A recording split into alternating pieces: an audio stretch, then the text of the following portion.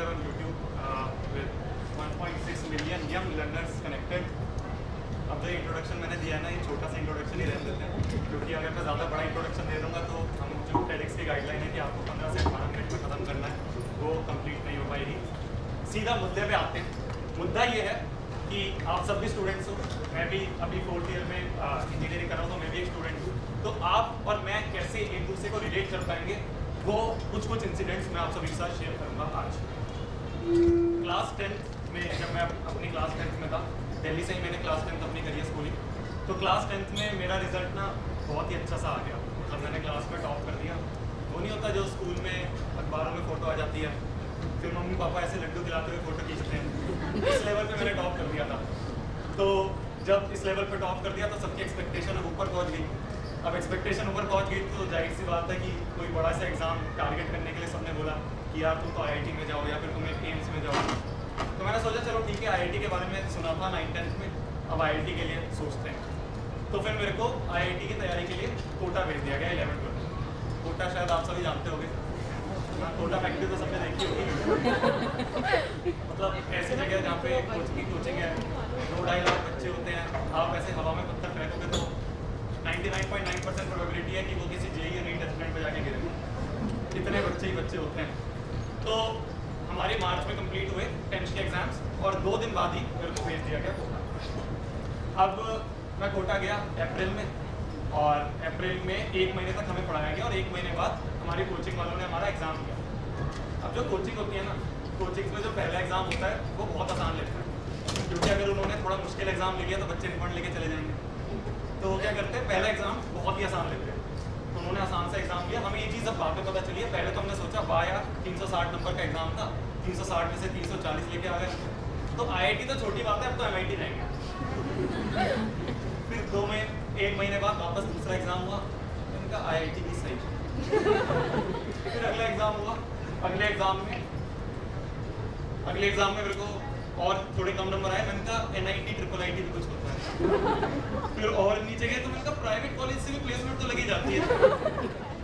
ये अभी मैं आप सभी को ऐसे मजाक में बता रहा हूँ, बट सीरियसली अगर मैं बताऊँ तो बहुत ही ना लो लेवल हो गया था। क्योंकि आप जब आसपास सारे कॉम्पिटिटर से देख रहे हो कि भाई ये भी JEE में बैठेगा, ये भी JEE में बैठेगा, ऐसा होता है ना कि हम क्लास में बैठे होते हैं, हम देखते हैं कि यार कुछ बच्चे तो हैं जिनको टीचर का सब समझ में आ रहा है, हमें क्यों नहीं आ रहा है। होता है कई बार यार इसके इतने अच्छे नंबर आ रहे हैं, मेरे क्यों नहीं आ रहे हैं। तो अभी जब मैंने आपको मजाक में बताया ना, ये असली में ऐसे डिप्रेशन वाला सा फेज जा रहा था। घर की याद आनी शुरू हो गई। मैं दोस्तों को देखता था जो हमारे यहीं पे हैं टाउन में, वो दोस्त अलग ही मज़े कर रहे हैं, मैं यहाँ पे फिजिक्स केमिस्ट्री मैथ्स में लगा पड़ा हूँ। तो फिर धीरे धीरे क्या हुआ कि हमारा बैच क्या करा उन्होंने कि अगर आपके कम नंबर आते हैं तो वो नीचे वाले बैच में डाल देंगे। तो उन्होंने क्या करा, मेरे को ऊपर वाले बैच से नीचे वाले बैच में डाल दिया। वो और अलग लेवल का कि भाई वहाँ पे तो कोई भी बच्चा मेरे को मोटिवेटेड दिख ही नहीं रहा है। तो एक सेंस ऑफ डिप्रेशन सा आ गया था। पहले टेस्ट में आपके 340 नंबर थे, तो बीच बीच में से 100 नंबर आए। रक्षाबंधन का टाइम आने वाला था, रक्षाबंधन पे 2 महीने की छुट्टियाँ होती हैं, 2 दिन की छुट्टियाँ, 2 दिन की छुट्टियाँ, 2 महीने की छुट्टियाँ। तो रक्षाबंधन पे 2 दिन की छुट्टियाँ होती हैं, और रक्षाबंधन से पहले हमारा एक टेस्ट हुआ। उस टेस्ट में मेरे आए मैथ्स में -1 नंबर। इस लेवल पे पहुंच गया था। तो मैं ऐसे रास्ते में वापस आते हुए पता नहीं क्या मेरे दिमाग में सूझी, मैं गंजा हो गया और अलग लेवल पे सब सोचने लगे भाई ये तो गया, इसका तो होने वाला है काम, मेंटल पूरा ट्रॉमा में पहुंच चुका है। तो आज का जो टॉपिक है वो यही है कि हमारी जो स्टूडेंट लाइफ में, हमारी टीनेज लाइफ में ये सारी चीज़ें आती हैं, तो इसको हैंडल कैसे करना है, उसको ओवरकम कैसे करना है, मैंने कैसे इसको ओवरकम करा, ये सब चीज़ें मैं आप सभी के साथ डिस्कस करूँगा। तो कुछ इंसिडेंट्स हैं जो मेरे साथ हुए। तो जब मैं ऐसे गंजा हो गया ना, तो मैं क्लास में जाके बैठ गया, और हमारे फिजिक्स के टीचर थे, फिजिक्स के टीचर हमारे थे ऐसे ही हमारी एज ग्रुप के 23-24 के। तो सर ने मेरे को देख लिया कि मैं ऐसे हेड डाउन करके बैठा हुआ हूँ, और गंजा था तो अलग ही चमकता था क्लास में। तो सर ने मेरे को देख लिया, सर ने खड़ा करा, क्या हो गया। मैंने कहा सर कुछ नहीं सर, बस ऐसे ही चल रहा है। तो उन्होंने वो समझ गए कि यार ये अभी क्लास के सामने ऐसा नहीं हो सकता है। तो सर ने कहा कि तेरी जब कोचिंग खत्म हो जाए तो शाम को एक बार मेरे से मिल के जाए। ठीक है, शाम को मैं सर के पास गया, तो सर ने बताया क्या हो गया। तो मैंने कहा सर वो ये है कि पहले मैं बहुत मेहनत कर रहा था, धीरे धीरे पहले तो अच्छे नंबर आ रहे थे, फिर वो नंबर आने कम हो गए, तो फिर धीरे धीरे क्या हो रहा है कि घर की याद आनी शुरू हो रही है और बच्चों के अच्छे नंबर आ रहे हैं, मेरे को नीचे वाले बैच में डाल दिया है, अब मैं क्या करूँ। तो तो सर ने बोला तेरा क्या शेड्यूल रहता है पूरा दिन का, तो एक बार बता हमें। तो सर मैंने बोला कि सर यही है कि सुबह हम उठते हैं, फिर उसके बाद अपना होमवर्क वगैरह करते हैं, कोचिंग जाते हैं, वापस आके होमवर्क वगैरह करते हैं। तो सर ने ये समझ गए कि भाई इसके पास स्मार्टफोन तो है नहीं, तो इन चीज़ों में तो लगा ही नहीं हुआ है। तो हमारे जो पूरा शेड्यूल है उसमें 3 ही चीज़ें होती थी, या तो हम सो रहे हैं, या हम पढ़ रहे हैं, या हम खा रहे हैं, बस यही 3 चीज़ें होती थी। तो सर समझ गए कि यार ठीक है और किसी चीज़ों में नहीं लगा हुआ है। तो सर ने मेरे को एक लाइन बोली कि यार टेंशन मत ले, जैसा होगा अच्छा होगा, तू अपनी तरह से सही चल रहा है, आगे बढ़ता है। ये सबसे पहला पॉइंट। जब भी हम कोई ऐसे लो फील कर रहे होते हैं ना, हम क्या करते हैं, हम दुनिया से कट जाते हैं, हम अकेले बैठ रह जाते हैं कि यार अपने आप ही सोच लेंगे। मैंने क्या करा था, घर पे मम्मी पापा से बात करनी बंद कर दी थी, फ़ोन बहुत कम करता था, क्योंकि मैं सोचता था कि यार इतने कम तो नंबर आ रहे हैं, अब मैं घर पे क्या मुंह दिखाऊंगा, कैसे बात करूंगा, कोई पटकने वाली बात है। मैंने कहा क्या ही मुंह दिखाऊंगा घर पे, तो उनसे बात करनी कम कर दी। हम अंदर ही अंदर अपने आप को ही क्वेश्चन देते हैं, क्या मैं गलत हूँ, हाँ मैं गलत हूँ, अपने आप ही आंसर दे देते हैं।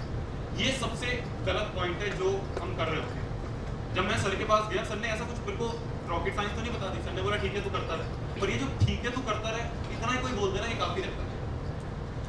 हमको अक्सर कहा जाता है ना कि हमारे पेरेंट्स कहते हैं कि कोई बात नहीं, कोई मन में बात हो तो बोल दे, मन हल्का ही हो जाएगा।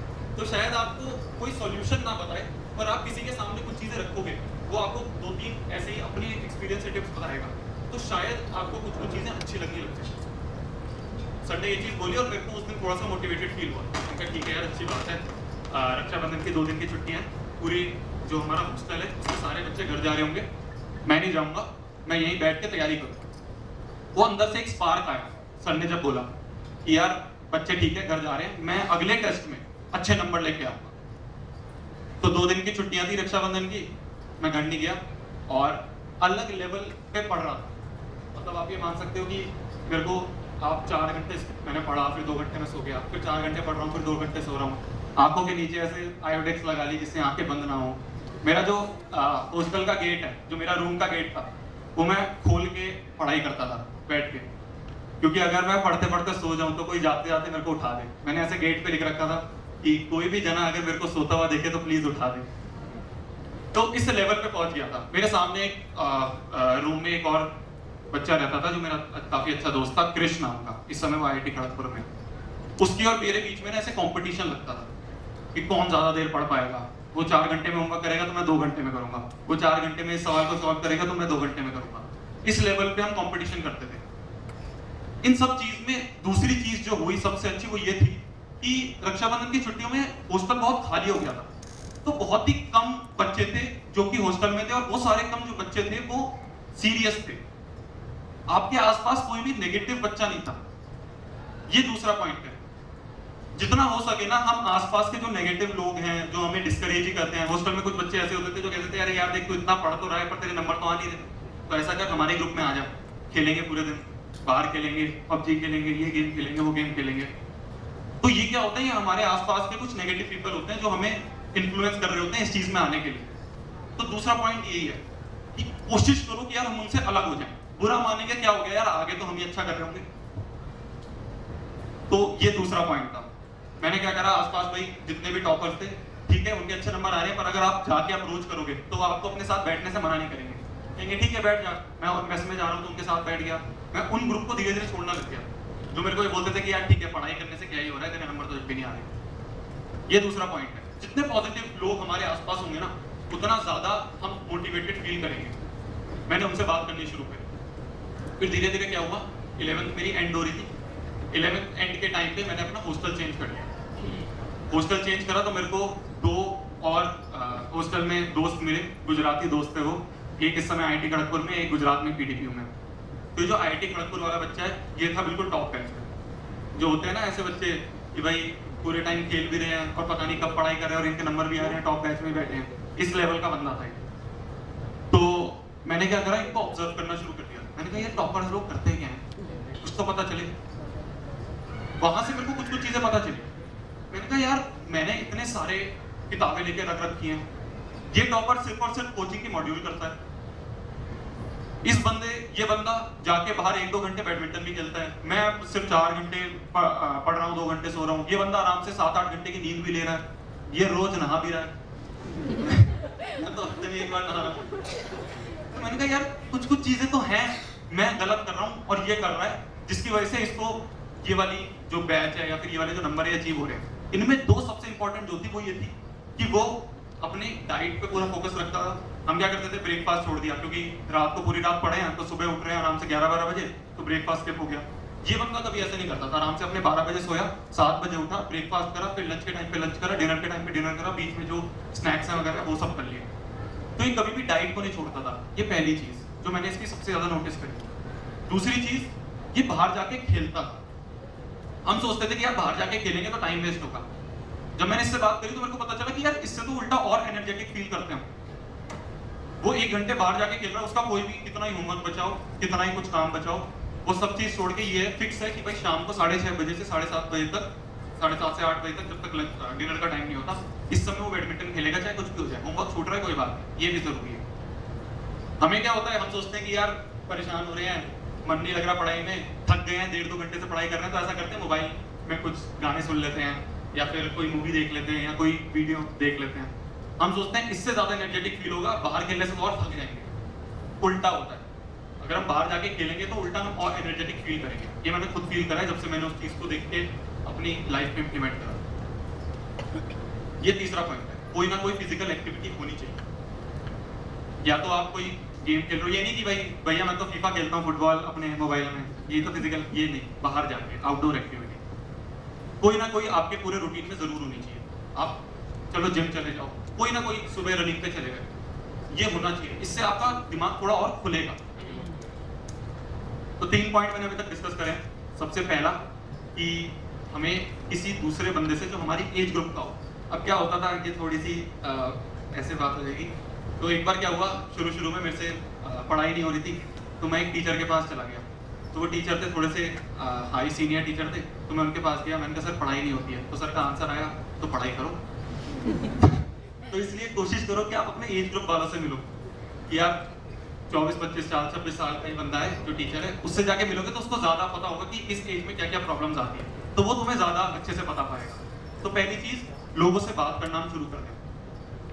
दूसरी चीज, आसपास के जितने भी नेगेटिव लोग हैं, जितने भी ऐसे लोग हैं जो आपको लगता है कि आपके टांगे खींचते हैं पूरे टाइम, आपको बस यही बताते हैं कि तू ही गलत है, उनसे दूर होने की कोशिश करो। आज नहीं तो कल दूर तो हो जाओगे। आपको आज लग रहा होगा कि यार ये तो नहीं, कोई बात नहीं, 1-2 दिन ही तो ऐसे बोलता है, एक टाइम पे तो अच्छा ही रहेगा, ऐसा कुछ नहीं है। कल से बढ़िया आज है, कोई बात नहीं, बुरा माने, और अच्छे बहुत दोस्त मिल जाएंगे। दूसरी चीज ये हो गई। तीसरी चीज जो मैंने आप सभी को बोली कि एक फिजिकल एक्टिविटी जरूर होनी चाहिए। इसमें सबसे इंपॉर्टेंट पॉइंट ये है कि जब आप कोई भी आउटडोर गेम खेल रहे हो, बाहर खेलने जा रहे हो, तो आपका दिमाग पूरे टाइम बस उसी में होना चाहिए। फिर मैं बैठा हुआ था, मैं विकेट कीपिंग कर रहा था। जब मैं आपको बताया ना मैंने 12th में बाहर खेलना शुरू करा, तो मैं विकेट कीपर लगा हुआ हूँ, सामने बैट्समैन खड़ा हुआ है, वो कह रहा है बॉल आने वाली है सामने से, और वो कह रहा है यार वो 2 क्वेश्चन रह रहे हैं। मैंने कहा भाई पहले वो 2 क्वेश्चन करा। जिस समय पे पढ़ाई कर रहे हो उस समय पे पढ़ाई 100% होनी चाहिए, और जिस समय पे खेल रहे हैं तो 100% दिमाग उसी में होना चाहिए। फिर ये नहीं कि यार ये होमवर्क बचा है, ये होमवर्क बचा है, इसको कंप्लीट कर लेता हूँ फिर आके खेल लूंगा, पहले वो कर लो। अभी यहाँ पे जो बैंड में खड़े थे बच्चे, उसमें यहाँ पे एक पीछे व्हाइट टी-शर्ट में एक बच्चा था जो ड्रम, मेरे को इतना पता नहीं इंस्ट्रूमेंट्स के बारे में, तो ड्रम वगैरह वो बजा रहा था। मैं उसको ऑब्जर्व कर रहा था। वो बंदा इस समय बैठ के 100% इसी में दे रहा था। ये नहीं कि ड्रम बजा रहा, ड्रम में बीच में उठा रहे यार दूसरा क्वेश्चन नहीं हुआ था, कोई बता दे। वो साइड वाले से पूछा भाई वो होमवर्क हो गया था तेरा। ये नहीं होना चाहिए। जब जो चीज कर रहे हो उसको 100% करना है। खेलना है तो 100% खेलना है, पढ़ाई करनी है तो 100% करना है। उस समय दूसरी चीज आपके दिमाग में नहीं रहनी चाहिए। ये कुछ इंसिडेंट्स थे मेरे कोटा के, ठीक है। अब मैं इसको ज्यादा बड़ा कर दूंगा तो वो मोटिवेशनल टॉक हो जाएगी, जो कि मैं अभी नहीं करना चाहता ज्यादा। बस यही था मेरे जो मेरे को बोलना था। थैंक यू सो मच आप सभी ने। आई होप मैं कुछ जल्दी ऐड कर पाऊंगा। थोड़ा कम टाइम लिमिट होता है, अगर बाद में कोई सेमिनार होगा तो हम तो मेरे को आदत है 3-4 घंटे में मैं खींच देता हूँ। वो आप पे डिपेंड करता है आप कितनी देर सुन पाओगे। Thank you so much.